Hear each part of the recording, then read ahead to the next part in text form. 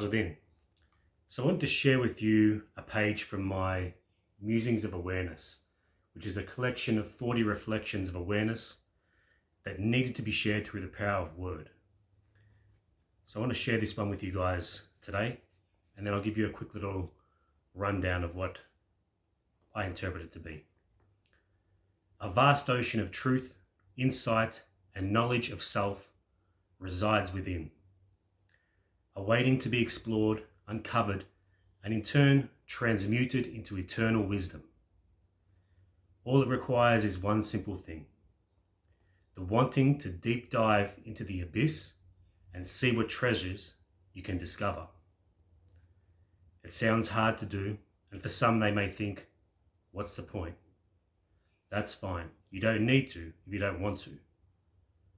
For those that decide that they wish to take this dive into the abyss, what awaits you is something that you already know. You are merely remembering all the information one piece at a time. The ocean of self can be murky, dark, scary, and sometimes even sad. Don't stress. Don't worry. This is all needed to put the pieces of the puzzle together. Enjoy exploring every single section of the ocean of self. It is a vast, vast space full of hidden spots. Don't be afraid to venture into the dark areas. For where there is dark, light is surely to be discovered. So that's just one of the reflections from my book, Musings of Awareness. Now, how can I interpret this really briefly and quickly for you to understand and understand? Well, we're all going to have different perceptions of what we think of that reflection. And that is perfectly fine. This is why I keep these chapters, these reflections, very brief, so that you can put your own interpretation onto what you have heard and what you have read. The way that I look at it is that we are a vast, vast ocean. There are so many things to rediscover about yourself. So many things, and as explained in that reflection, there will be some things that you don't like. That's fine. Accept, embrace, and move forward. There are lots of little corners of the vast ocean of self. Not everything is going to be light. It can't be. And there is nothing wrong with going into a corner where there is nothing but darkness. Because within that darkness, you will discover a light of its own. Now, as also stated, not too many people actually even care to venture into this abyss of self. They don't see the point because they're too consumed by the narrative that the construct pushes. They're too concerned with the distractions of life. That's why the distractions are put there in the first place, to stop you diving deep into that abyss of the self. They want you looking over here when you should be focusing on looking in here. They don't want too many people looking within.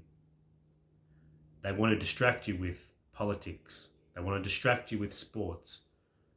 They want to distract you with drama. Also, that you don't get to dive deep within. That is the purpose of this construct and the narratives at play. So a lot of people think this is a waste of time. Why would I waste an hour of my day sitting in stillness? Not even that, just 30 minutes, just trying to rediscover who and what you truly are.